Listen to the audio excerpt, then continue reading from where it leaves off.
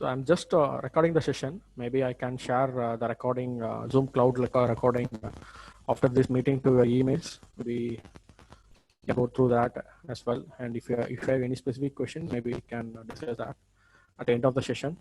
And also you can reach us over email or phone for more details or more clarifications. And also we can connect with Balaji. So hi, Rasim.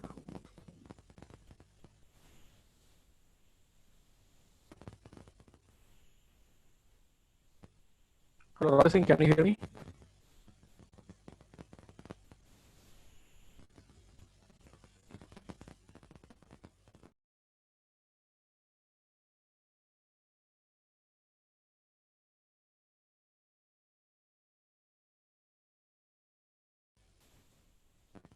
Yeah, the brief agenda is like Balaji will go through the things and machine learning and data science and how it is emerging nowadays and in future. And after maybe we'll take some 30 to 45 minutes and we'll have a Q&A session at the end, like 15 minutes or so. So we plan for 1 hour. So let's try to see how much time it goes, like based on the audience interaction. So if there Yeah, is sure, any, sure. yeah, if there Even is, in between, I think I'm just trying to have some I mean, Q&A, and we want to show I think how this the methodology will be. So yeah, we'll manage it, Naren. Yep. I'll go with that actually. What is the need and all those things. Yeah. okay. So one kind request is like if you're not speaking, please go on mute, and if you want to talk, you can unmute and I mean raise questions or answer any questions, and you can go back to mute so that the audio will be very clear to everyone.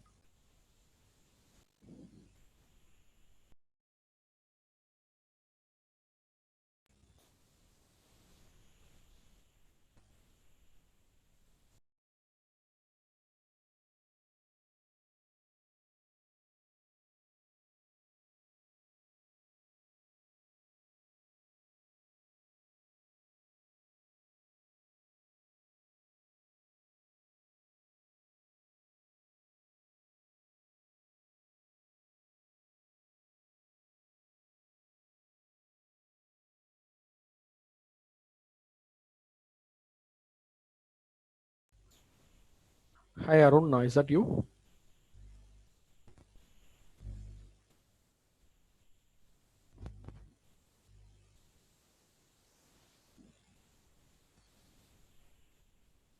Hi Arun.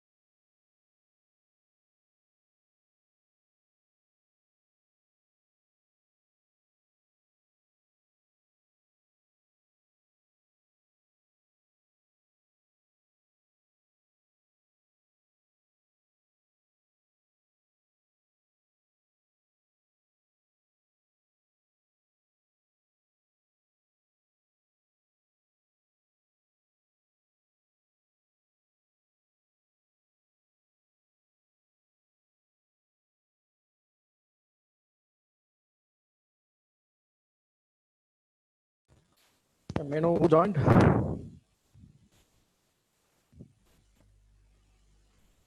Hello.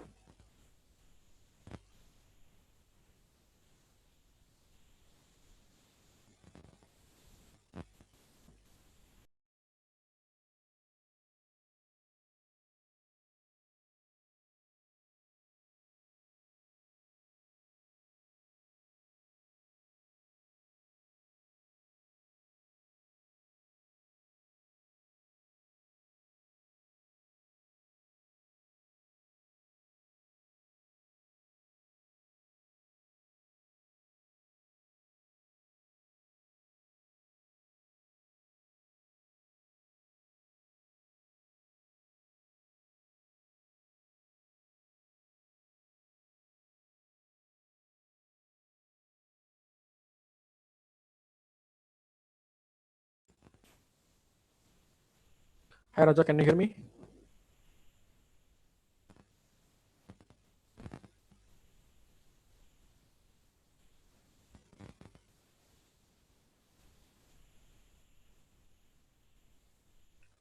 So also, if you have any specific questions, or you can put in the group chat, Zoom group chat.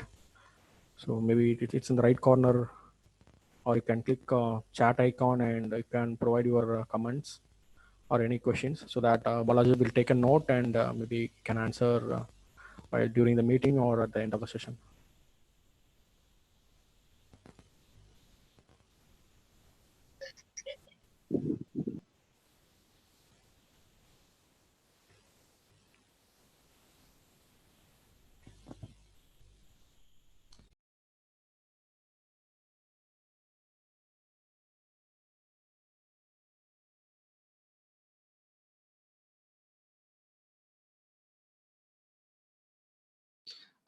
To the folks who have joined recently, right? I think we're just having a round of introduction. So whomsoever I think has joined can unmute and introduce yourself and what is the expectation you have. So that I think I think we are good to start. Yeah. Yeah, I see Yuvraj, Sonesh. Yeah, hi. Yuvraj here. Yeah, Yuvraj, how can you brief about yourself in say 30 seconds? Yeah, sure. So I have around 8+ years of experience in software development. I started with Innotex and I'm a Java developer. So currently working on microservices and big data related technologies. So wanted to explore on machine learning and AI. So yeah. Thanks, Yuvraj. Yep. Yeah, Harun Mogi, can you hear me? Yeah, I can hear you. Yes, can you give a brief introduction about yourself? Yeah, so Arun started as a Java developer. Like I have almost 4+ years of experience, and after Java, I have since around 3 years I was working in a tool called AEM, which is a content management tool. So I just want to explore. I just want to upskill myself in machine learning and data science. So that's the short intro.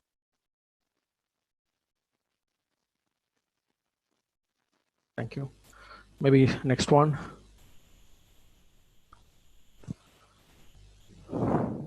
Sonesh, Kiran, ICCAF. Hey guys, good evening. This is Kiran.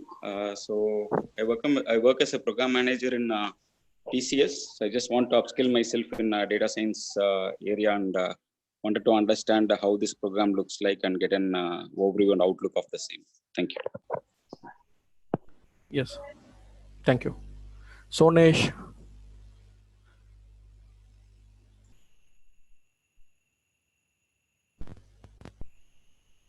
Sudhagar. Hey, this is Sudhakaran here. So I have around 13 years of experience in software testing. So just wanted to I have a little bit idea of the machine learning and other things, but just want to upskill myself. Yeah.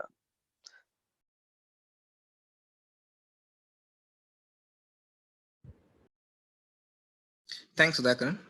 Anyone else pending in the group?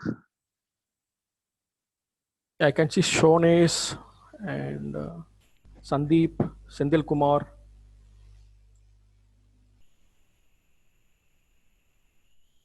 Can you please introduce yourself in some 10-20 seconds?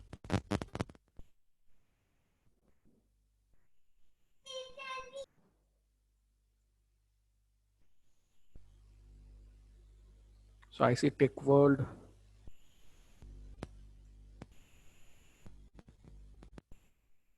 So please introduce yourself in 10 seconds to understand your background and expectations. Hi, sir. Myself Sonesh. Hello, sir. Can you hear me? Yes. Myself Sonesh. I'm working as a system administrator. I have 3 years of experience, and now I wish to learn something about big data and data science. That's why I joined here. Okay, thank you. Thank you, sir. Hi, Sendil. Hi, Naren. Sendil here. Yes. I have around 13 years of experience in the BA in data warehouse implementation. So I'm mostly strong in that SQL side and the data warehouse side. I go to I'm working on some project on the data science as well, but I got to enrich my knowledge and join the session. Okay, thank you. Okay, I think if I think we have all the audience, so we can get started, or else we will wait for a few more minutes.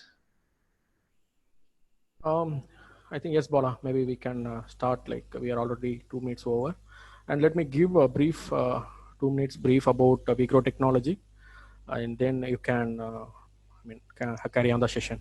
Okay. Yep. So yep. Yeah, my name is Narendra Babu. So I'm working as an architect with Bank of New York Mellon Technology, and Vigro Technology is it's not a non-profit company. Like it's a non-profit company, kind of like it is founded by like-minded IT professionals who are working with different companies all over the world, like Chennai, India, Dubai, Bangalore, Singapore, UK, US, Australia.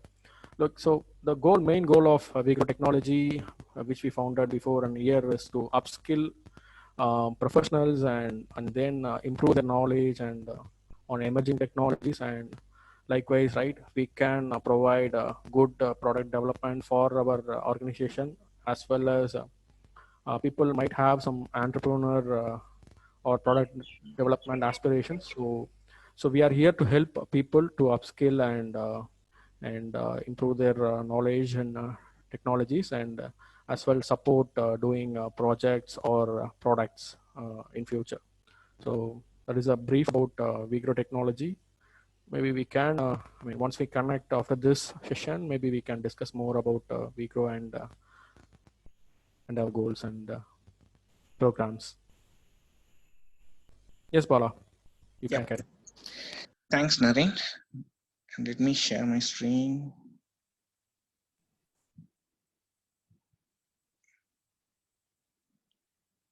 Okay. Okay, let's start.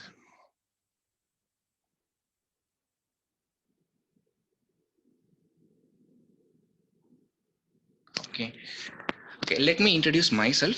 My name is Balaji. I'm working as a data scientist in Accenture with having 12 plus years of experience. And I'm from Chennai, and I studied in CEG Gindi, and I have a passion to teach, and I'm a problem solver. And later, since I just was working in the testing domain, I want to share my journey, I think, in data science. Initially, I was working in testing and project management, and I was a test architect. And later realized, actually, I think since I was working in client placing roles in Melbourne and New Zealand, I think then I saw the trend in which I think things are changing. I think why not venture into the world of data and data science and AI, and that's where my journey started. Okay, I'm a non-programmer. Okay, though I know about certain things during college times and during the greenfield. During the starter phase, where they give some trainings about programming. Apart from that, I think not like a day in and day out I do programming. So that was my initial phase. Then I started, I think, learning about Python, statistics. I know, I used to solve mathematical problems. Then I thought, why not think, so it's a good fit as well. So started with that, and started, I think, solving problems, going one phase by another, and where I have certain inhibitions and a lot of doubts, where I think people will generally have moving from a comfort zone to other zones. I think you are prone to, solve the risk and other things. And now I think you're trying to solve a data problem, and where I think, with the changing landscape in IT industry, right? So that's been a different mind game. Later, I think, continuously think, I just kept on learning. That really helped me to venture into data science within Accenture. And one of the hackathons, I used to attend a lot of hackathons and assignments, and right. So one of the hackathon was Analytics Vidya hackathon and Kaggle. And in first competition was with respect to Kaggle, I think, with respect to classification problem, and second was in Analytics Vidya, one of the hackathon, out of 5,500 participants, I scored I got a rank of 202 actually. So that gave a lot of, a push for me and a trust. I think which, okay, that's not something, I think you need to apply logic, you need to solve a problem. I think doing a development is something different from solving a problem. That then I think, and then I just got a role, fortunately, in Accenture, and I went for a global innovation contest, and where our team, secured 10th place. And then now I'm doing AI delivery work with respect to NLP, machine learning, and deep learning. And the recent milestone, what I would say is, right, I think we have filed 2 patents with respect to deep learning, NLP, and machine learning. So that is one thing. And since I have love for teaching from the childhood, right? So I've done a couple of sessions where I have put a couple of, from college students to PhDs to experienced folks. I've helped them in upskilling their journey. That really, keeps me motivated during the weekends. And that's it about me. Okay. And let's go into the data science actually. Okay. So before going to, I think, this particular slide, right, I just want to ask all the participants, right, I think, what do you, why there's a lot of buzz about data science these days actually? Okay. And why I think people are, I think, seeing all these things, data science, AI, all these things, why not earlier? I just want to understand from you guys, what is, I think, making things are crazy? Why not, I think, 10 to 15 years ago? Yeah, you can unmute and just, I think, you can give your thing. I just want this session to be interactive thing, not like other normal webinar. Yeah. Hi, Bala. This is Kiran here. Balaji. Yeah. Yes, Kiran. Yeah. So the difference between the buzz around this data science now and 15 years ago, right? So basically, the first thing is about the evolution of technology with respect to internet, because earlier the data collection, the availability data is very, very limited. Probably that is the first point. And second is, the technology, IoT technologies are emerging now, where any of the, normal products or consumer electronic products can be converted as an data source generation, right? So you can collect a lot of data, and with the emerging technologies like cloud and big data, right? Now people are talking more about data. Earlier days, like, the source of data collection and the collection of data in the cloud is very, very limited in the earlier days. So that is probably one of the evolution where data science is picking up. So I see this is one of the major reasons compared to the last decade and current situation. Okay. So in a nutshell, Kiran, what I understand is that the data collection way, and I think IoT, all those things, data is getting generated, and the way we try to collect the data is, these are the 2 things what you are trying to convey. Is that correct? Probably one of the things, yes. Okay. And I want all the participants, right, I think, to give some answers, because there are a lot of things which will be there in your mind. Hi, Balaji. This is Arun here. Yes, so yes. What my point of view is, like, today's, so everything revolves around this business and economy, right? Yep. So today's economy world is data driven. So if they have to spend some money out of their pocket, so they need some data. They need some data on their board to check how this money is going to come back to them. Okay. So earlier it was done. My question is, why not earlier? Actually, I think, like, why not 5 to 10 years ago? Actually, that's what I was coming to the next point. Earlier it was done through surveys. It was on papers. So it was on papers. People going door to door and asking people how you feel about this product or this thing, that thing. They are sitting around each and every corner and they listen to what people are talking about the product. So it was all on the paper. So now everything is into the hard disk. So we are going to deal with a lot of data. So now in the recent last decade, we pile up on a lot of data. So you take like even Aadhaar card or PAN card. So the population, the audience are getting wider and wider. So the data is getting piled up. So the last 5 years, we are getting much into this data science. No, I agree. What are the factors? I think data generation. That is one thing what you said, sir. Just I think bullet points, nothing else. I think. One is data generation. So yeah, go on. Who's next? I'm Seema. I think it's because there's because there's availability of data and lots of availability of data, and all this data has some sort of a pattern or behavior that you can follow through, and I think this helps in speculating future probably growth or changes. Also probably it helps organizations, or for that matter even people, to make decisions in advance, help make decisions in advance. Agree, ma'am. Analyzing data. Agree, ma'am. I think now the data is, I think, huge. I agree. I think 5 years before, I think 5 years before, the data generated will be slightly lesser, okay, compared to, I think, each and every year, right? So I mean, the question is, I think, you all the folks who have answered it, data-driven decision making, that is fine actually. My question is, So, Balaji, why it's, I mean, creating a lot of buzz. Why I think, I mean, everyone I think, right? I think you might have seen all things before 5 years. It was not the same case, right, in IT industry. I mean, what are the factors? What are the factors involving so in it? From my perspective, the computational power of the devices which revolves around the human has got hugely increased. Awesome. That made the life easy. Yeah. Okay, that's one point. Next. What are others? I think the data is reaching to various fields. Maybe in 5 years down the line, it would be only for the technical, trade, commerce, or something. Now it's reaching to the health sectors, agricultural. So it's maybe that type of systems are increasing, or maybe they are concentrating much more with the people. So okay, so I think you were saying that digitization, I think, I mean, is in a way increasing the data generation. Okay, so who just told about computation? Computation is good. Very good point. This is Muraz. That's so who's this? Murasoli. Yeah, Muraz. Okay, Murasoli. I think, and I think other factors, right? I think the computation power is one thing. Storage of the data is much cheaper. See, think about a particular hard disk or even the phone, what we try to use. See the amount of storage and what is the cost compared to, I think, 5 to 10 years ago.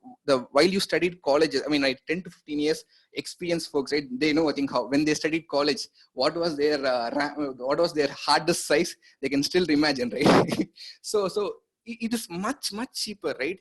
That really helps all the, not only, right, the big MNCs, even this other players around the world can able to leverage these things, okay, and a lot of open source as well. That's another point actually. Initially, I think MATLAB was there and other things were there. Now I think Python, many open source, not only Python, right? Many open source tools are there which helps to, whatever you guys told about data-driven decision making. That really helps.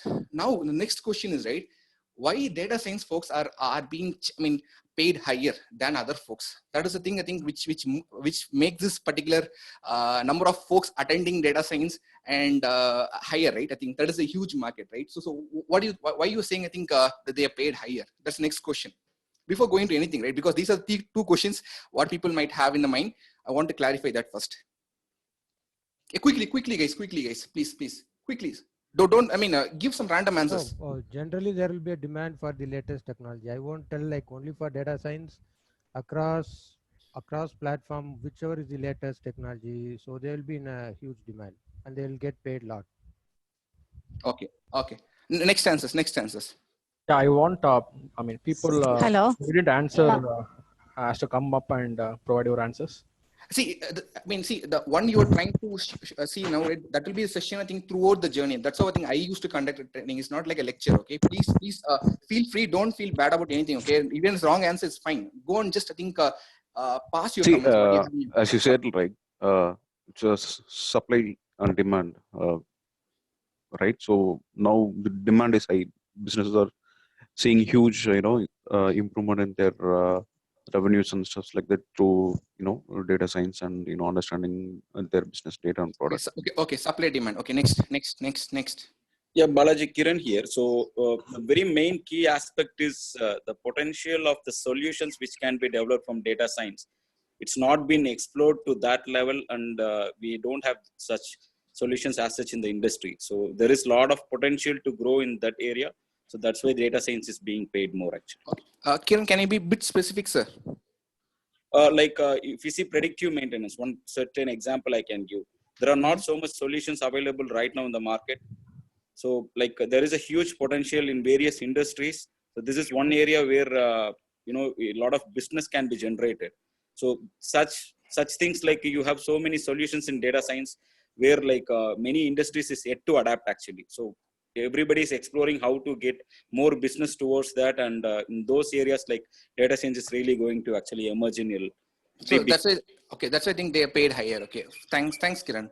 And who else I think why they paid higher than the normal, I mean, rather than going for being a normal tester or even a non science background, right? Why are many people are jumping into data science? Why I think charging higher, paid higher actually? Yeah. Others, quickly. I think it's a challenge to find the analyze the data and to find new patterns and speculate new designs for the future. I mean, that can forecast future. No, I think we had data science. I mean, even before that, we have data analysts, right? There are BI folks, and they were doing a lot of things, right? I think given the algorithms, what we try to use it right now, it was there from 1970s. It's not, I think, invented 5 to 10 years ago. It was there a long time ago. Yeah. Okay. I'll just, I think, right. Anyone else wants to give a? I mean, it's Premlata. See, availability of data scientist. No, ma'am. No, my question is, right, why they paid higher actually? Ma'am, you are assistant professor, ma'am. Why Yes, why I think I need to pay you 2 lakhs rather than, I think, paying a normal scale? That is my question.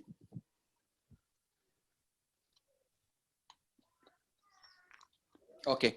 See, So because data science, see, processing of data, we need in all domain, right? no, ma'am. My question is about only salary, ma'am. I mean, see, ma'am, you're getting X amount of salary, ma'am. You after completing this course or whatever things, right? Why you need to get paid higher? That's my question. Simple. Why people are jumping here? That's a question. No, the number. Yeah, go on, sir. Who else? Yeah, go on. Give a try.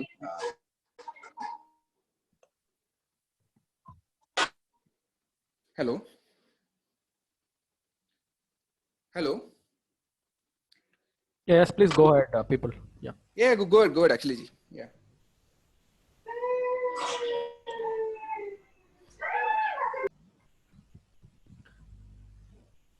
Yes, Bala, maybe you can take it forward. Maybe some. Okay, fine, cool. So I think end of day, right? I think for anything with respect to, I mean, anything, we are trying to solve a problem. Okay. If the problem, what you try to solve, okay, it's giving, I mean, a lot of value addition to a enterprise or a company or any business, right? I think that's the key actually. With respect to now data, okay, and you can solve, I mean, a lot of problems, and which a normal tester can't do. Say example, I'm a software tester, okay, and when I was a test architect, the problems I solved was predominantly they have already solutioned. Okay, for that I'm trying to say what are the best tools available.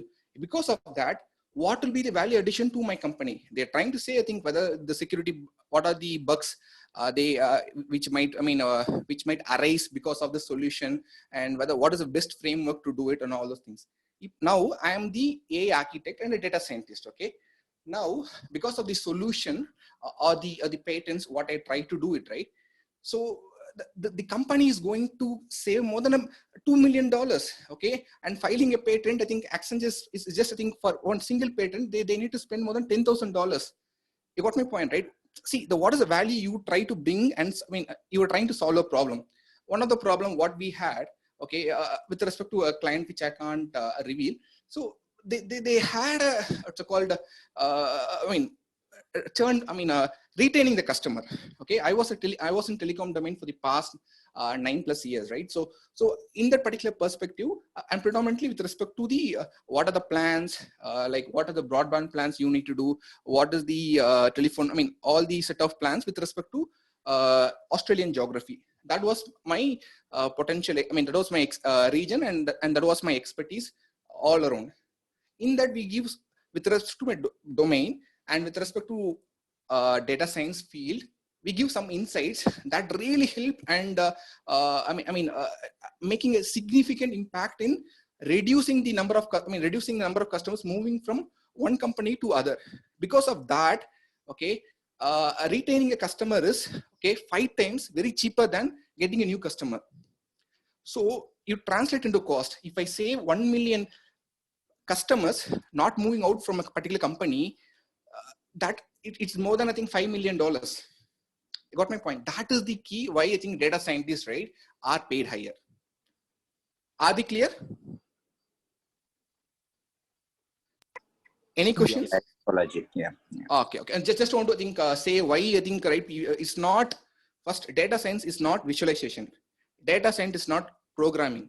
Data science is not about, I think, solving a mathematical hypothesis or only applying statistics, okay, and doing it.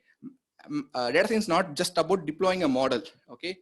Data science is about culmination of, as you see in the slide, right, it's about, I think, with respect to your domain, okay, and with respect to, I think, using I mean, computer science and maths and statistics, you are trying to solve the problem. That is the best. We can't give bookish definition. So I think it's something like a Venn diagram, as you see in the slide. And the traditional work, what we do in IT is, right, is between computer science and domain. That is the software development and software testing. All the things comes in this particular STL CPS. All things comes in this particular, I mean, intersection, computer science and domain. And whereas with respect to computer science and mathematics is the machine learning. I will explain about what is machine learning and how, I mean, machine learns in a small, in a gist, okay, in the next few slides, okay. Data science is about center, where we try to apply all the aspects, okay. And traditional research, what people do is about maths and domain, and they do specific, I mean, research, okay. With that note, I'll try to walk you through the life cycle of data science, okay. So now, say example, I just told about I mean, retaining the customers, okay. That was the problem which I solved, I mean, few years ago when I started my journey, okay. So for that, right, I need to understand what is the pain point of the client, okay. See, the pain point, right, I mean, the customers are moving from, I mean, the customers are moving from one company to other providers. For that particular business understanding, okay, you need to, I mean, frame a data science problem, okay. Based on business understanding, you need to, I mean, what I will say, converting a business problem into a data science problem, which you will try to map, okay. And next is, right, in order to solve this particular problem, okay, I need to understand what kind of data collection methodologies I need to use, okay. There are various data collection techniques we have. I think there are ETL folks in our, I mean, in this demo, I think they know about data collection much better than me. Okay, so there are various data collection techniques from where you want to collect the data. Okay, so I mean, in order to do this one, I need to, since I was in telecom, okay, the major thing what I focus is CRM, with respect to CRM data, with respect to the billing data, and with respect to the network data. Okay, these are the three main things I have done. And next round, I just went for, I mean, something like credit check data, all those things. So we need to know what data we need to solve this problem, okay. And what is the understanding of data? You just try to do the initial analysis and just try to see what the data means. And then I think in order to build a data solution, okay, data modeling solution, right, you need to clean the data, understand what it is, and apply some transformation techniques and other stuffs in a data prep and certain other things we try to do here. I think here, I think data engineering also, in the data preparation, data engineering perspective also comes into picture, right? And in data modeling is purely about what are the features you want to select. Say example, right? Many people who move, I mean, in my problem, many people who moved out, right, went because there was some particular, I mean, there was a national broadband network was the other competitor, and they were trying to digitalize. I mean, only fiber was there actually. Initially, I was in a client where they use only copper and certain parts, and the new framework is only fiber, and that too, the fiber of optical fiber was something totally what's it called I mean, out of the world in that region, okay. And they use some of the regions where you can't connect people, they use satellite communications as well, okay. So those things are the critical factors. So those data I need to see what are the important features in that, okay, and for which region, what are the features you need to consider, and what is the cost of the plan, and how many customer complaints came during that 1 month, okay, and the last 1 week, what are the calls made to the customer, what was the response, why I think, and at what day this particular guy has requested a multi-number portability to move from one network to other network. All those things, right, we'll try to understand, and those features we'll try to select that. And for model building, in model building we'll see for this particular problem what kind of algorithms to use, okay, that we used, and then we try to evaluate, okay, we just try to give a mock test, right, I think, and then we try to see how we perform, and then we try to see, okay, this result is not that good. We try to see what are the reasons why this score is good or bad. No, in general how we do, right? Similarly, I think for model, we try to do some model evaluation techniques. There are various techniques which we do, and then we need to deploy. It can be a REST API, or you just directly think you use a cloud to deploy it, or use a standalone server to deploy, and then you try to see if the predictions and the model based on which you try to do, we have certain threshold. If my predictions are not what I expected, right, I need to come and say, okay, this is not that good, I need to train the model again. And that's a huge part, right? After post-production, maintaining the models, and when to train, when to retrain, when to do what, that is another multi-billion-dollar question in the deep learning space and the machine learning space, okay? So then we try to iterate, okay, if the data is not that good, we just try to see whether there's a data drift. Data drift, what I mean is, right, from the input data, what we trained, okay, say example, I think we have been studied in only Samachir Kalvi, okay, and suddenly something comes from CBSE data, we'll be totally out, we'll be out of, I think we are not trained to handle that question. Similarly, the data based on which we are trying to do, if there are some variations in certain aspects, right, that we call as data drift, and based on that, we try to see, I think, this much percentage of threshold we can able to, allow, and then we try to do a, iteration of this process. This is the whole data science life cycle. This is the same thing for machine learning, image, audio, text, everything. I think it falls in this particular category. Okay. Then, okay, so, okay, this is something about history. Okay, I will come into that actually. I will just come into this one. Okay. Okay. So how do machines learn? That is the next big thing, right? So we know about, computer understand only numbers that we know. Okay. So how we are training a model, how we are training the computers, right? Say example. Okay. Now, I think a particular, I will take an example of Apple or Orange. Okay.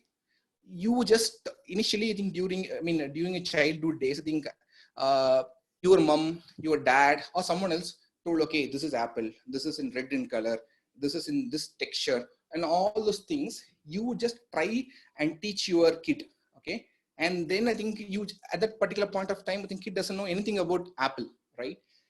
Those things are the training. Okay. And then later point of time, right, the kid understands after a few, after some time, it will say, okay, when you show, a red color object and Apple, it will understand, okay, this is Apple. Similarly, the way which I just, convey to train a model is called supervised. Basically, I think, right, when you are learning a data science, okay, when I give some principles and certain fundas based on which you are learning something, that is supervised. Okay. When you are learning on your own based on the data, what I feel, I think based on the internet or based on any other sources, if you try to learn on yourself, self-learning, that is unsupervised. Okay, that is the two types of major learnings. There's another learning which is called reinforcement learning. Okay, that is called say if you do good, okay, we'll appreciate.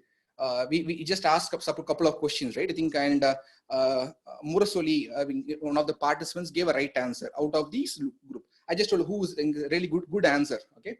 And even for Kiran, who just gave us some good insights, okay? So that is a kind of reward, right? So a mission, okay, I think you are learning something, okay, based on some response, and based on the action, based on the you given a response, I'm validating, I'm saying it is good or bad, okay. Then you learn, and then you try to you do this iteration again and again. That is how, I mean, mission learns, okay. That kind of learning is called reinforcement learning. The Google car, automatic car, I mean, driverless car, right?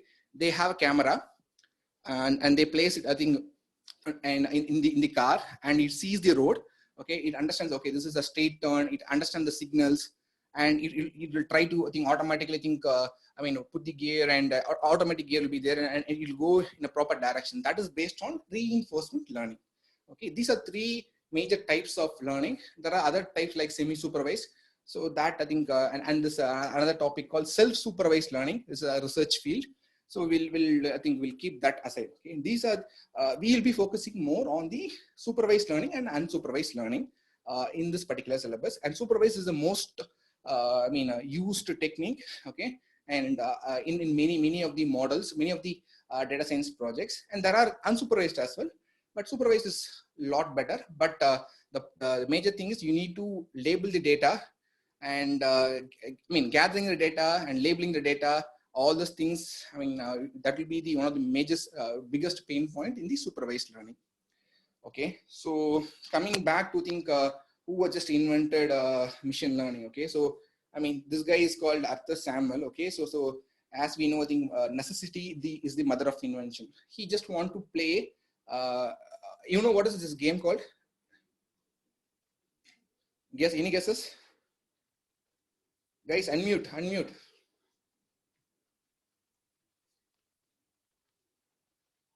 Hello. Please unmute to answer your. You, Balaji. Yeah, I just want to see. I think whether everyone is in. I think following me or out of track. Just want to have some checkpoints. What is this game called? You see a board, right? The board, which the guy is, I think, having, which you see in this particular pic, right? What is the board called? The board is looking like a chessboard, but not sure. Chessboard, right? Good, chessboard. But I think we don't have any coins. Right? What is the other game which can be played in chessboard? Is checkers. Maybe checkers? Yes, checkers, right? Checkers is the game. I think he wants to play checkers. Okay, so I think he thought, why not I play with a machine? Okay, he's, I think, and then he trained that particular machine with, okay, if I move this particular direction, okay, say example, I just take this particular step and this particular combination, what will be your response? So he started and training all those things. Okay, and you know what happened? He trains on 1956, 1962. The computer defeated the state champion. Okay, and recently, I think one of the other complex games, Google DeepMind beated a champion. Actually, that guy, I think, told he got frustrated. I think to an extent where there's no way, I think, in beating this computer. Okay, I will just quit. Okay, it's like Vishwanathan Anand in one of the game. I mean, there's a the game I forgot. It's there in the slide. So that's been the recent trend. Okay. And other guy, okay, so this is machine learning. So machine learning, I just want to say how you don't want to explicitly program anything like a if else or any other class programming. Rather, you just give a data and automatically think this particular machine will learn, and from there, I think I mean, you can able to predict, okay, or do any other things, prediction or any other stuff. Okay, that is the machine learning stuff. Unlike any other thing, any other traditional programming, you just put all the conditions, and if the data changes, right, the conditions totally is gone. Rather, if you give any data, right, automatically from there it will try to learn. That is the difference between the machine learning and traditional programming, what we do. Okay, so I mean, this is another famous guy. I think he is the father. I mean, he's a quality guru. Okay, so he trusts the data. I mean, others must. Bring in the. See, in God we trust, and all this must bring data. That is the principle. And people who know about Deming and Deming principles, okay, admire about him. Okay, that is about him. Okay, so the analytics. Okay, so the trend of analytics, I think that there's another thing which we need to know in the market. Descriptive statistics is about doing some analytics on a data. I mean, based on the events, what has happened. Okay, that is the past. Okay, diagnostic analytics is about what is the reason the particular action has happened. If you try to do in that way, that is called diagnostic analytics. Okay, and predictive is what will happen in the future based on the past occurrences. Prescriptive is, right, in order to get to that level, okay, what you need to do it. Say you want to become a data scientist or get into a job or upskill yourself. In order to do that, you made a first good step in attending this demo. Okay, and not only attending the demo, you need to do set of comprehensive assessments and dedicate yourself. Only then you can able to achieve how you can able to make it to that level. That is in prescriptive analytics. Okay, and just giving an example. These are the major things, and you see the difficulty. Prescriptive analytics is a bit tough. That is from Gartner. Okay. Okay. So now we'll have I think now a lot of. I just made a lot of talk. Now I'm giving a case study. Guys, listen the case study very clearly. Okay.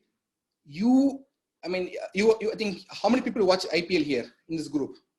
How many people know about cricket in this group? Of course, if you are Indian. Oh no! I think it's just you can't. I think that's hypothesis. Yeah. So I think I believe 99% people know. At least 90% of the people know. Okay. So unlike some folks, I think who doesn't see can't see. Okay. So you are being given 10 crores in your kitty. Okay. You are an IPL owner like any IPL owner. Okay. And I'm the auctioneer. Okay. I'm just displaying. Tap, I think player A and player B. Okay, I don't want to name the things because it will create a controversy. So I just want to say player A and player B. You and your expert team needs to select a player. Okay, your times start. You might have learned about mean, median, and range.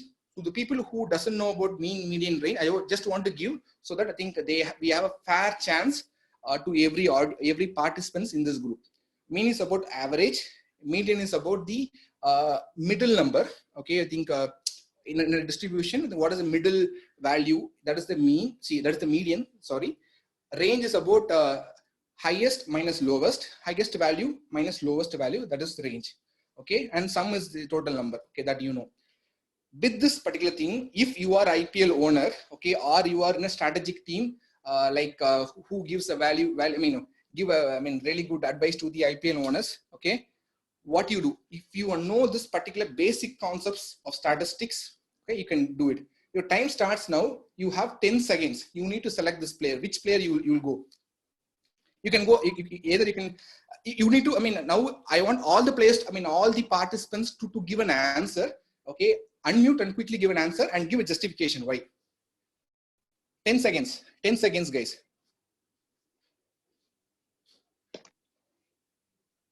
This is Arun. Guys, you need to select only one player, right? I think you have 10 crores. Okay. I want to give whatever player you select, you need to give a justification for that. This is Arun here. So I'll select player A because his range is high. So its maximum is 120. So I'm going with player A. Okay. What about others? Quick. I'll select the player B. Okay, why? He is above mean and median, almost. Sorry, why above? Both mean and median are same for player A and player B. No, in most of the cases, right? So in all the matches. This is Anandi. I will go with player B. Player B. Okay, player B. Okay, what is the reason? The reason is the range when compared to player A is less. And all the other factors seem to be matching. So in case if player A has the possibility of duck out in one session and he is as low as 3 and 7 in two matches. So if I want to go with a safe game, I'll go with player B. If I want to take risk, I'll go with A. Okay. Yeah. May I know your name, madam? Anandi. Anandi, super. Okay. Next. I want. Then I'll reveal the answer quickly. Yeah, I'm Arun. I'll go with player A. Maybe, yeah, he has higher range. He has higher score. Okay. So I'll go with player A. Yeah. Okay. So the thing, the price of player A, player A and player B is 5 crores rupees. 5 crore. Okay. You have 10 crores in your kitty. Keep in this in mind. Okay. Okay. Okay. Next. So I will go with player A, like because okay, player B looks like a consistent player, whereas player A will do sometimes doing better and sometimes he is going to like to the highest possible runs. IPL kind of 20 overs game needs such a player, so I'm going with the A. Okay, super. What's your name, sir? Mohammed. Okay. Next. Hi, I'm Sandeep. Actually, I'll select player B because of his consistency. Every match you will get some runs which will helpful in the winning the game. Okay. Consistency. Okay. Consistency is fine. Next. Any other things to be added?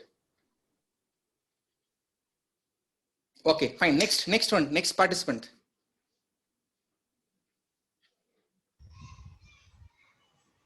I will also go for player B because of the reason of consistency and reliability also. Okay. Cool. Anyone else left in the participants who didn't answer? Yeah, please try, guys. I'll go with player A. Yeah, go ahead. Player A. Reason? Yes, IPL kind of match, we need this kind of player A only because consistency is not working in this 2020 matches. Okay. So what about other folk who just answered with madam? I'm not in here. I go player B. The reason is the chance of winning is high compared to player A. There may be chances of losing while choosing player A. Okay, cool. So who? I mean, how many people answered A actually? And with the reason, I mean, he's better than player B. Just he is better than player B. Who just told player A is better than player B?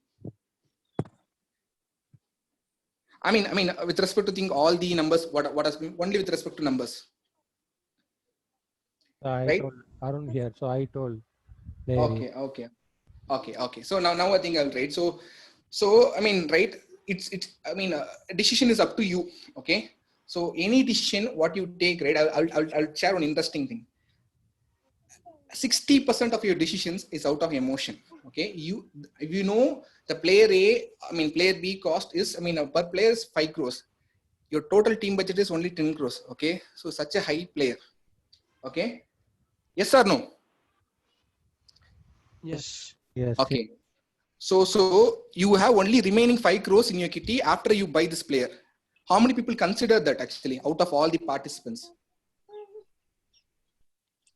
Of course, we need to consider the money because once you will pay the 5 crores. No. That is fine, sir. I think how many people consider it? That's a question. No. I didn't consider. I have not considered. Okay. How many? Yeah, that is the first thing which I want to bring into the table. Don't rush. Don't go into a rat race. Okay. Though I told 10 seconds, okay, even a client will push for something. Okay. This traditionally happens in data science or even any project, right? People push, guys, give me something out of this or nothing. We need to do things. You need to assess whether you have, take some decisions in the calm state. Okay. If within 10 seconds you can't able to, I think in this case is fine. I'm just saying from my experience. Okay. That's one thing. So if you take 5 crores, it should be damn good actually. Okay. Agree? Because you have only left 5 crores to pick how many players? How many players? Remaining 5 crores, you need to pick how many players? More than 10 players. Then I think what will be the value for them? What is the likelihood? I think you pick a good players in the remaining 9 players. Remaining 9 players should be good, right? To win a match, a tournament. Yes. Correct. True. Correct. The probability should be good, right? I think you can right. Else I think you can't do it, right? So that is one thing. When you're trying to do, it's up to the owner. Okay. Whoever selected player B, just a moment, right? Player B made a really good choice. Okay. Even certain players, certain participants. Okay. Here I just made you to make a choice. Okay. In real auction, I think you don't need to select either player A or player B. That's up to the part. The particular owners. Okay, if the player B, the average is, okay, the mean is 39, okay, and the range is 23, okay. So consistently, I think if this guy is performing and the range is slightly, I mean, when you say, I think on a good day, okay, what is the highest score for player B? Is 52, correct? The lowest score for him, for player B, is 29. Yeah. So end of day, I think at least he will score 29 runs based on numbers what we have, what we have seen. But in real world, I think he can score duck as well. Okay, but that doesn't matter. But based on the current data, only we can able to play. Okay. So in that case, I will go with player B. I think in a much critical situation, okay, or I think on average, if he makes 29, I will try to play with other players and try to do it. But for 5 crores, whether he is worth, I will think twice before making a decision. Okay, so that is one thing. Player B is better than player A for sure, because range is, higher. The range is lower compared to player A. But there are folks who answered player A, though they understood the range. I appreciate certain folks. I didn't remember Arun or someone else. They want folk who is flamboyant and trying to do it. Okay, though they selected player A, but they didn't consider about the price. Correct? Arun and others. We need, I think, players who wants to be like a Virendra Sehwag or Gilchrist or any other player who wins a match as a single, a game changer. But Absolutely, they didn't consider about the cost. That's why I think, right, if you see in the IPL history, Yuvraj Singh hasn't been the match winner for any IPL team. Do you agree? Yes. But I think in the first auction, if anyone remembered, who's cricket, crazy guys, he was the highest bidder in first IPL itself, for 14 or 15 crores, the first IPL auction, correct? Till now, none of the franchise he has made an impact like Dhoni or any other, Rohit Sharma, Bumrah, or anyone else. Do you agree? So just because of price tag, we can't go actually. But there are folks who are very average. But when you try to pick, right, I think they make a major contribution. So to the folks who I just told, who watch who has watched Moneyball, right? So they know about it. In the Moneyball, in the movie, played by Brad Pitt, right? He has picked a team who is winning a baseball tournament. He needs to pick a team which is, I think, on a very low budget. Okay, and this guy goes about the data and picks only a team based on what he expected from the data, and that team really won the tournament. Baseball is very huge in US, that you know, right? Like NBA, baseball is another thing. So data plays a role. So if whoever didn't watch Moneyball, go and watch. There's another fantastic movie about it's called Enigma Game. Anyone watched Enigma Game? Yeah. So I think it's about Alan Turing. Okay, so he's a guy, I think, who ensured Britain won the war in Second World War. He saved more than 14 million lives. He just decoded the German cryptography signals, and based on that, strategically, Britain has won the war. He is the first guy who is the father of, he's the father of artificial intelligence. He has built a system which transcripts all these things, all the crypto signals. And that was Enigma is something really, you just try to watch these two movies, at least the trailers, you will get a lot of learnings about that. So yeah, that's it about this case study. So the learnings here, right? Try to understand the data. Don't rush for making any decisions. Okay, when you give an insight to the client, right, you should be very, very careful. Okay, because based on that only they need to make a decision. Correct? You are advisor to a IPL owner. Am I right? That is the situation what we played.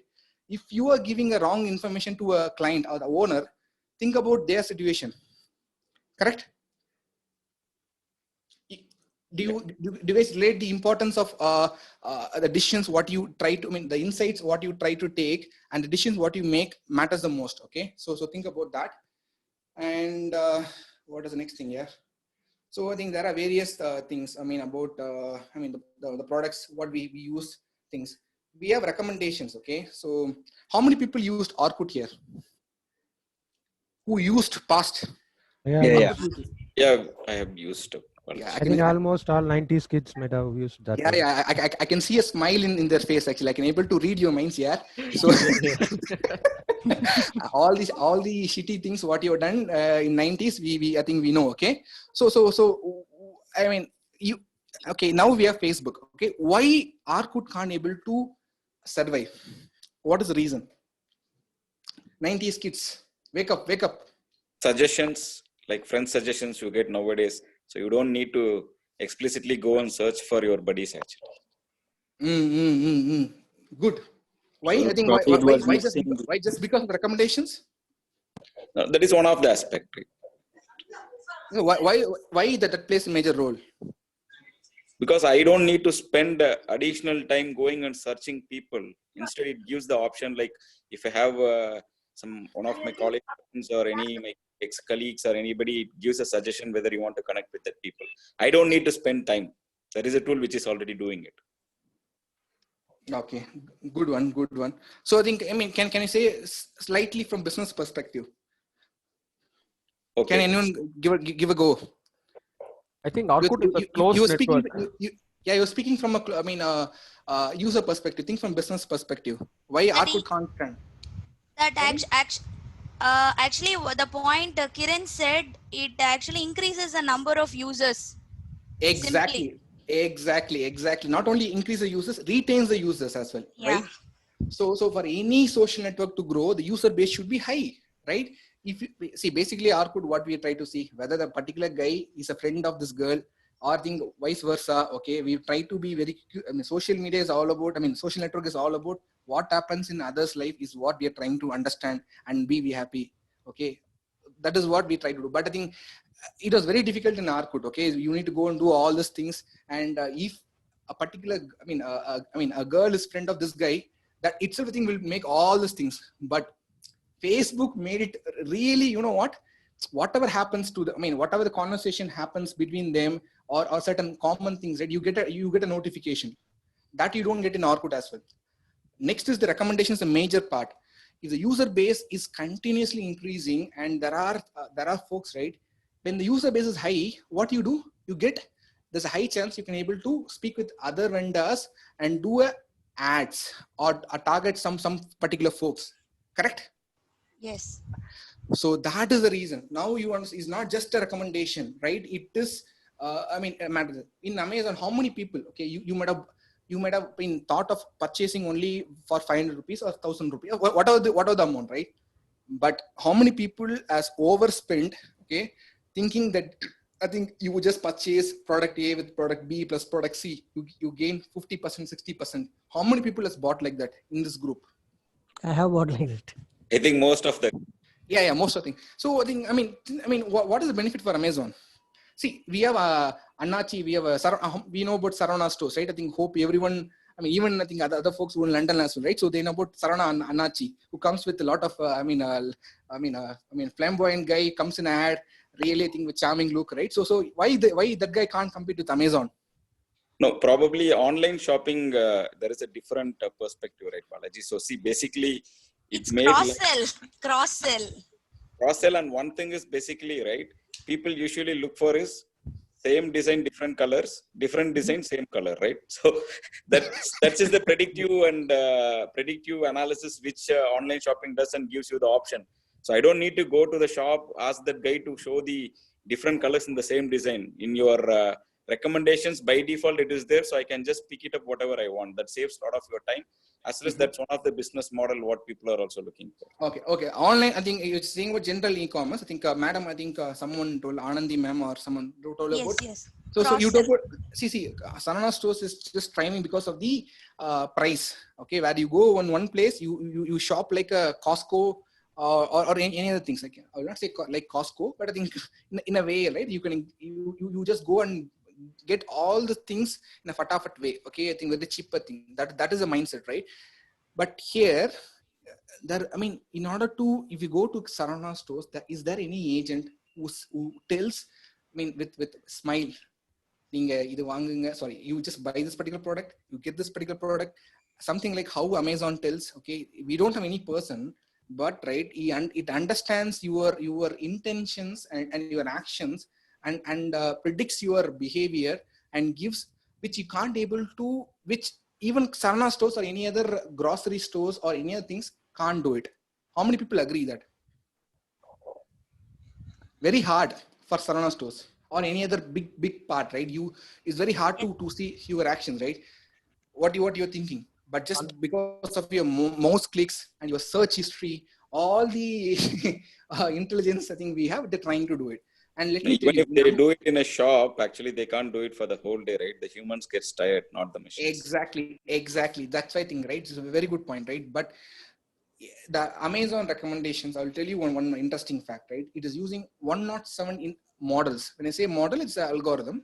They use combination of almost 107 models, ensemble models, to give a recommendation. It's very hard to compete with Amazon. Okay, we have Flipkart, we have various things. Okay, they have a price optimization algorithm, they have a product selection. I mean, various factors. Okay, so that they kept on. I'm innovating it and optimizing it. Okay, which other folks are totally think. I mean, they are way ahead than others. Even Netflix, right? I think they. I mean. Say a particular movie, okay, which when it released, right, it didn't garnered a box office collections, but when it went to Netflix, okay, since you watched a movie A and this genre with this particular artist, okay, and it sees your behavior and it recommends a particular movie. I forgot a new movie name on top of my head. Because of that, right, that particular movie hits in Amazon, it's in Netflix. Netflix is almost having more than 65 million or 70 million. Now I think the user base has increased in Corona days. So that movie, more than the, I mean, when it released, more than the budget of the movie, the online viewership really, I mean, was staggering. Okay, it was really a bumper for Netflix. So Netflix didn't change the content. Correct? Netflix didn't, I mean, made any, it's called a re-recording or any other digitalization. What they've done is just a simple recommendations at the right time to the right people, okay, at the right cost. That's it. Because of that, they made a huge profit. Though we say recommendations to whom? Recommendations to at what time? Okay, we are giving certain, Naren and myself are giving a session, okay, and he's giving some recommendations. That recommendations, what you try to take for each and every audience here, right? The expectation and what they need to do is slightly different. Recommendations are different for each and every one. The personalized recommendation is the key. That is where everyone is investing billions of dollars in research. Okay, so I'm just saying the power of recommendations. So that's it. Okay. And this is about a general knowledge part and other things. This is a Google car, what I told about reinforcement learning. Okay. And what else actually? And this is another guy, is a father of deep learning, automatic drug discoverer. So he discovered a drug using deep learning. Maybe we should ask him for coronavirus as well. Please, Balaji, please request him. No, I mean, he's a very famous guy. Okay, I'm just saying, he's the father of deep learning. Okay, so I think we are on top of this is the guy I think who I just told, right? I think this is the game. Is one of the complex game. I mean, more than chess, right?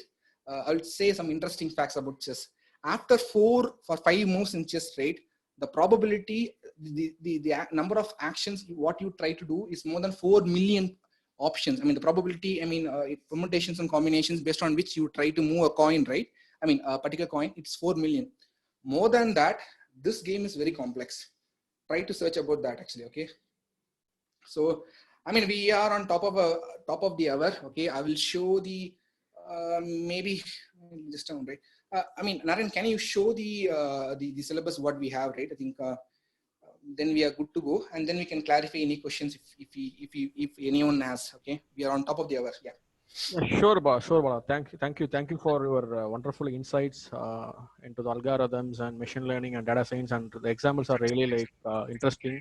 And I hope people learned a lot, and also it created some curiosity and interest to, I mean, gain some knowledge in machine learning or data science Okay, and it will. Okay. Can you stop share and so that I can share my screen? Yeah. Sure. Yeah. So I'm just going through the program. Like this is kind of. I mean, let me open that.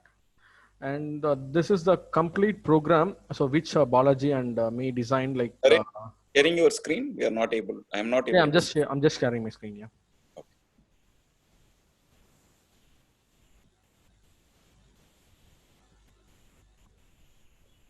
Yeah, I'm able to see your screen. You can see, right? So this is a extensive course content in the sense in terms of gaining some knowledge into Python, data science, machine learning, deep learning, and visualization. Okay, it is not mandatory for everyone to learn at a one stage. Say for example, so I just put 120 hours, like maybe 3 months or 4 months or 6 months time period. You can choose your interest, or you can choose based on your experience, or based on your research, or based on your future plans, or based on your understanding about emerging technologies and your knowledge, right? You can choose a program course, like so that you can learn things from biology and people from other industry as well, like other companies as well. Okay, so we are planning to have a collaborative session, like kind of with multiple expert. Okay, and so this is a high level content with respect to biology. Maybe you want to go through, like can I go? Yeah, sure. So I think I'll just say this one. Okay, so there are, in order to learn data science, you need to have a programming. You need to know about some programming language. It can be R, it can be Python, or you can use SAS. One of the famous things currently now is Python. Okay, so Python is one of the folks who haven't done programming till now. Don't worry. I think let me tell you, more than the programmers, right? The non-programmers who are venturing, who has passion to do, they will outperform others. Okay, that's been the trend, what I see. So for that, you need to learn Python. Is one of the easiest language to venture into it. Okay, for that, we will give a basics about the Python, what you need to do for data science alone. Python as a ecosystem, Python as a thing, it's huge. With what is required for data science, for data cleansing, and doing certain tasks, that is what we are trying to focus. And next is, right, I think we are gonna see about all the data is converted into numbers, right? So we need to know about NumPy, Pandas. Pandas is something where we live for day in and day out, where we need to do a lot of work. Okay, so folks who are just self-learned and tried certain things, they might know about that. To folks who don't know, it's just about data cleansing. We need to do certain operations on data, which is only then we can able to consume that data for modeling. Okay, that is one. And next thing is, right, I think you need to know about statistics. Okay, so the one we in the case study we just seen is about descriptive statistics. Okay, that is about entire thing. There are other things like out of the sample, how we can able to do certain concepts about statistics. You need to know that is also covered here. Okay, and other thing is, right, so then we come into the machine learning part. So you need what are the algorithms we have, and with respect to a different set of problem. Okay, so that will be, we'll see it, like whether it is regression, clustering, classification, those things we will see it. And we have NLP as well. We have deep learning, introduction to deep learning, and all those things, whatever things mentioned in the syllabus will be covered. And also we need to know about what else? Yeah, visualization, Tableau. That I think Tableau, I think we need to know, but either you can able to do it within Seaborn or Matplotlib, we can able to do it, or people go with Tableau or Power BI. Whatever it is, basically you need to show the the EDA part or the output in a particular dashboard view. For that, we have that particular part as well. And big data is also there. Okay, and the big data, I think we will let you know think about the other folks. So here this is the entire syllabus. I think what we just anyone needs to know about the ecosystem, various components. Okay, big data, you need to know the concepts of big data, Spark, and other things. Those things are part of data engineering as well. But for data science, if you know that is good. And one more thing which I forgot to tell is, right, data science as a whole, as I told, right, from the data extraction, data cleansing. So it has a data analyst role, data machine learning engineer role, and visualization itself, I think, separate role. Okay, which is your strength, play accordingly. Okay. And you need to know all the steps. Okay. And which particular part you should have a strong grip on it. Okay. And so this is the entire, content what we are trying to cover, guys. Yeah. Over to you, Naren. Yes, yes, Balaji. Thank you. So maybe we can open for questions. Like time is 5-6. Maybe we can have a Q&A session for another 10 minutes, right? Hi, Balaji. Is like now I heard that the Python is going a bit back. A new language is coming, Julia, which is good for data science.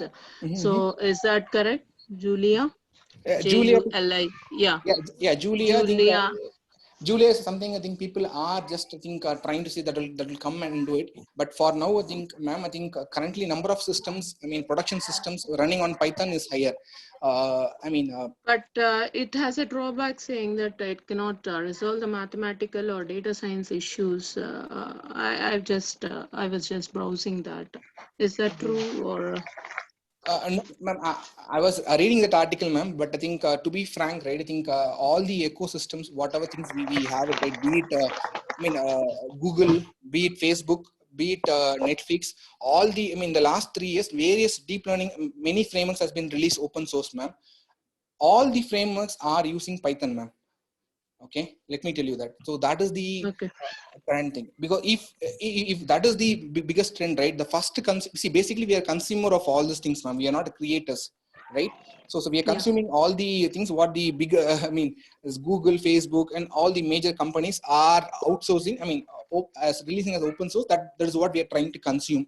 Okay, and then we try to do it. So even there, right, Python plays a major role in that. So Balaji, probably I can add a little bit more here from the business perspective. From our organization point of view, also I see like 95% of our project. Yeah, go on. Yeah, I think others can go on, please. Yeah, go on. Balaji. So with respect to the Python question from someone low, okay, from the business perspective, I'll just want to throw some light on that. See, most of our projects where we are working on data science related stuff, we are still going very stronger actually. So many people are still working with Python only. Julia is, probably being advised in the industry, but still it is not into that maturity level what people are expecting.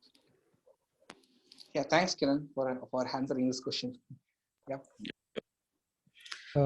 Balaji, this is Arun here. So, yeah, currently I'm working as an SRE in a US satellite company. So I don't see, again, it's a satellite communication, so data will be there. So we also looking forward to sustain our customers.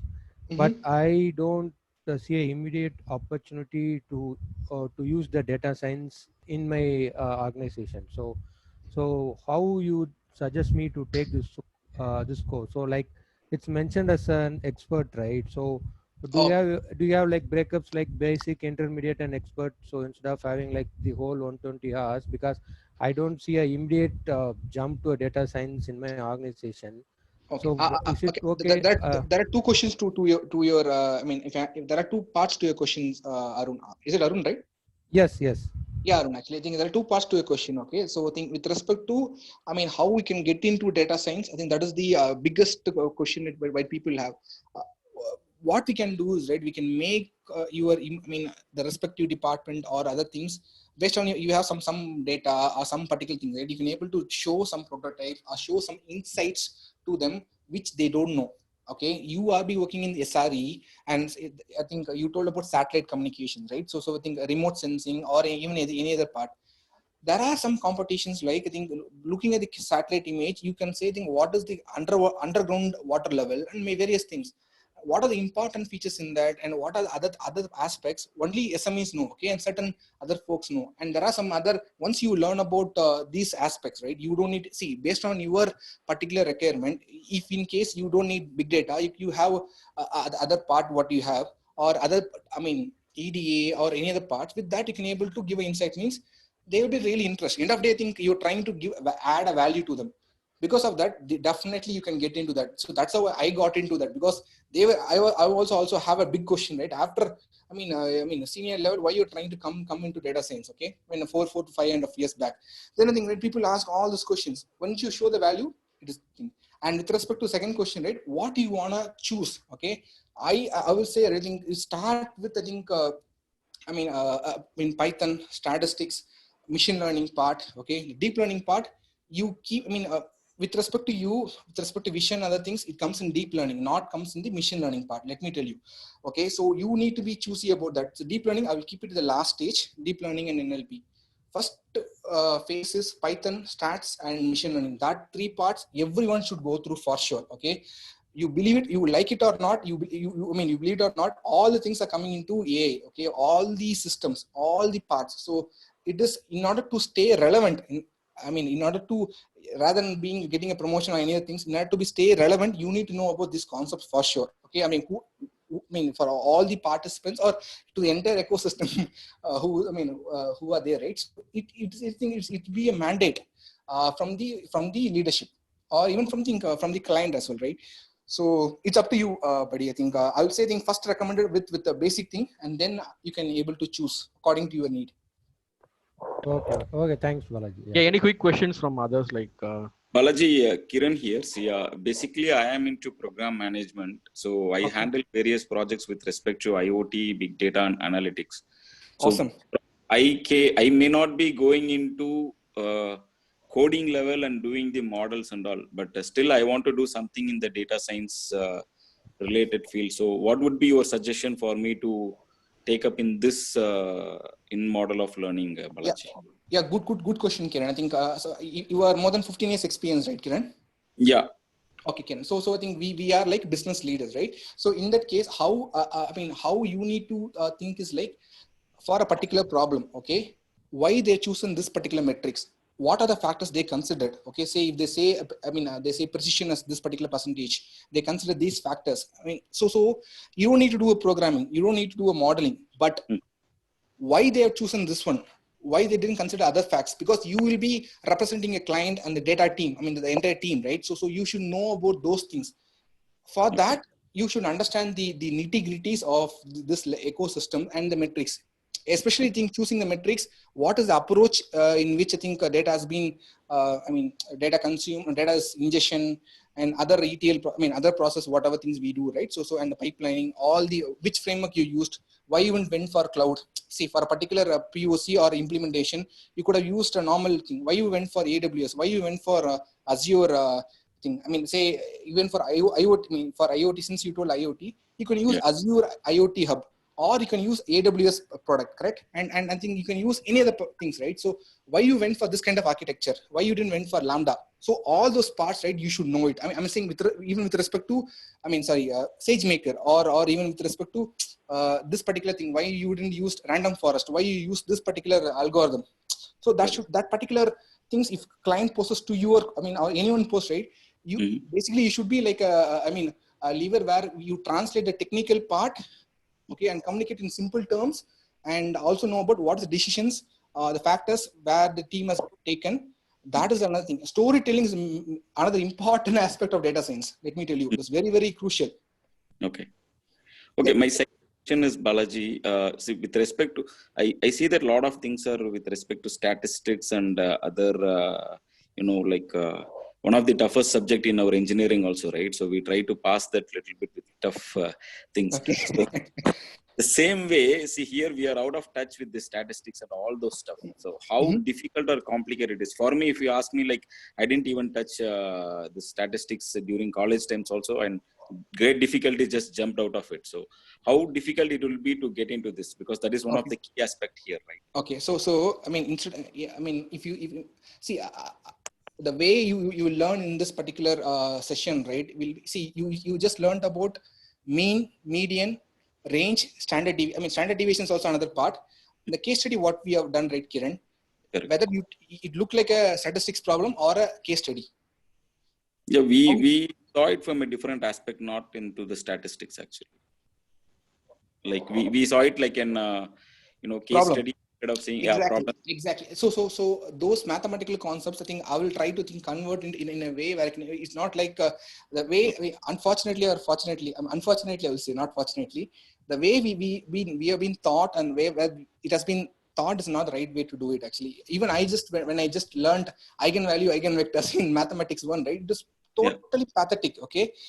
That particular part, when I tried to do it in PCA, dimensionality reduction, then I understood what the shit, man, I learned. So they didn't told about anything, okay? So it's all about, I think, our mentors and the, teachers. I think, and you don't worry about that. It will not be a nightmare for you.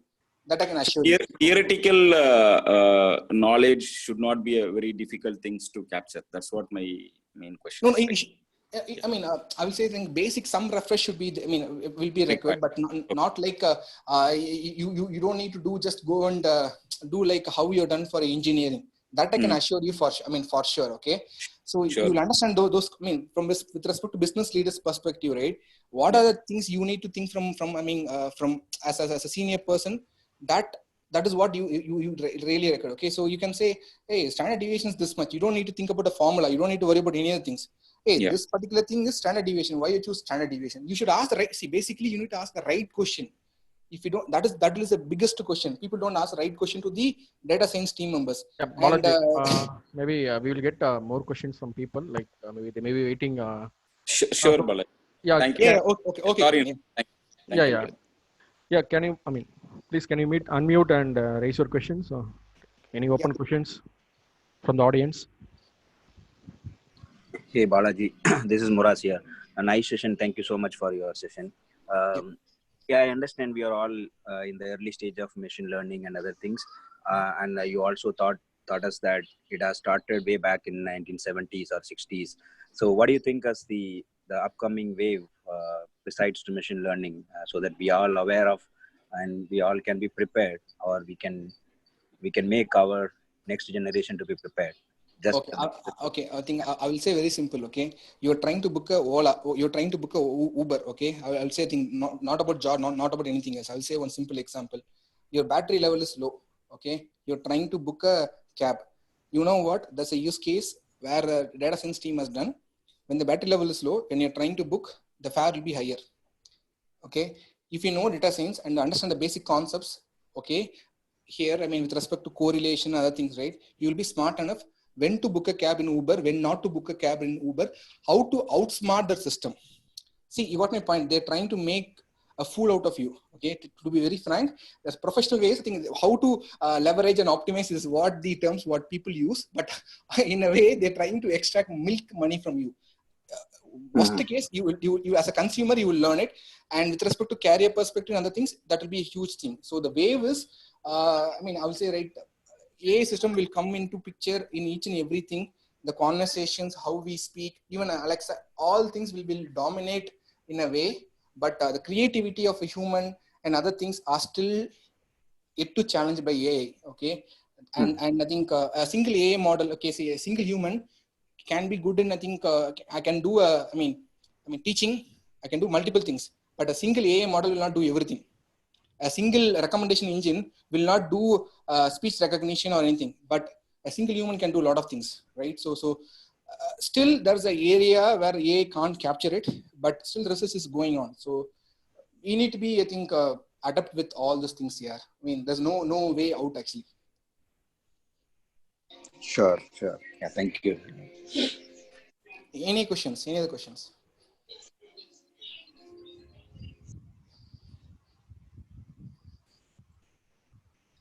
Yeah, please unmute to raise your questions. Yeah.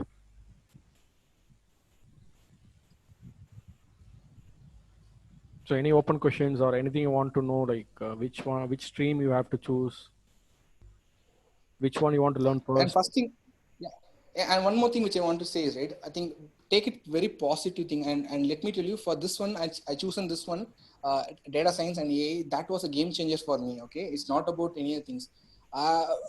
Once you believe it positively about your strength, okay, and about certain parts, you work towards that, definitely you will have a major impact. Okay, and so whatever things, I think even after this demo, you can think about any other parts. Okay, even if you can think out of box as well and go for blockchain and other things. But whomsoever I think attended for the 1.5 hours till now, right? Make a good decision, upskill yourself. That is the thing, and WeGrow is a place to do it. Okay. Yeah, over to you, Naren. Yeah. So any open questions, final questions? Maybe I want to no conclude. questions. Just want to thank for the session, you, Naren and Balaji. Thanks a lot. Yeah. Yeah. Thanks. So, okay. So if there are any, if there are any if there are no questions, maybe I can conclude that. So thanks, Balaji. Thanks for, thanks for sharing your knowledge. Within a short period of time, I just requested you a few days before, and you accepted and you come forward to share your knowledge to our, audience. And so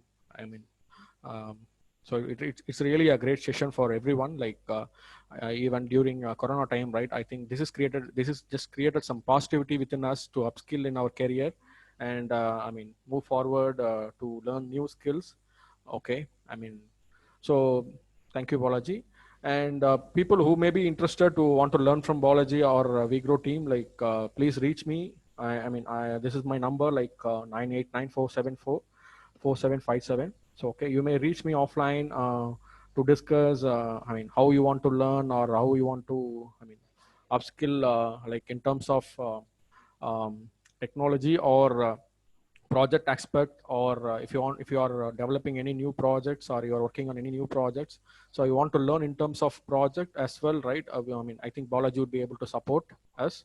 And so thank you for your time, and I will send you the recordings. I have your email IDs. I will send you the recordings, and also this this PDF document, so that you can maybe you can explore more and Google, like what technology is this, like, and what are the things you can learn as a program, like right? So I would say, right, so with respect to machine learning, Python and data science, right, I would say that it minimum requires 40 hours of learning, either classroom learning or online learning, and also, right, so you have to spend at least I think maybe 5 times that of classroom or online learning, like say 40 hours if you're trying to learn from an instructor, right, or a professional, right? So definitely you have, during that time period, you have to spend at least 200 hours in terms of case studies or projects, or any work, right? You have to do it by yourself and with the guidance of instructor. So once you do that, like I would say, definitely you would be able to upskill technology like machine learning or data science. Yeah. And definitely get a role, and you would be able to apply for a position within your organization, or maybe you may apply for a role like kind of a data engineer or a machine learning specialist, or as Balaji said, right, there are a lot of roles available in data science and machine learning. Maybe you can explore that. So based on that aspect, maybe you would be able to learn things. Okay. So any questions, like you can reach me to this number. Also, I will send you this recording and this document as well. Okay. Thank you. Thanks everyone for your time. And Naren, you will be sending the email to all the participants, right? Yes, I will be sending. I have the email IDs. I will be sending the details to team actually. Sure, Naren. So, we'll get back to you. Thank you for the session, Balaji. Thank you, Naren, for the arrangement. Thank you, Bala. Thank you, Naren. Thanks everyone for your time. Thank you. Thank you, Naren. Thank you, Bala. Yeah, thank you.